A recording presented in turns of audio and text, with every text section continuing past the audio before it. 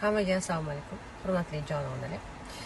Bizda 26 maydan boshlab подростковый guruh ochilyapti.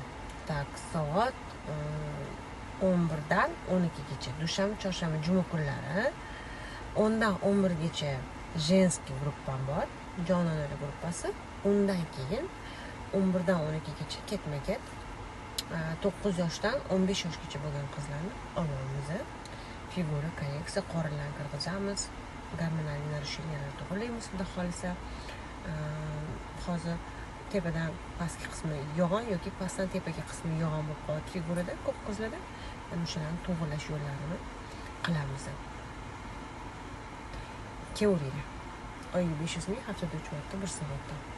Stoyishi zangiz bo'ladi.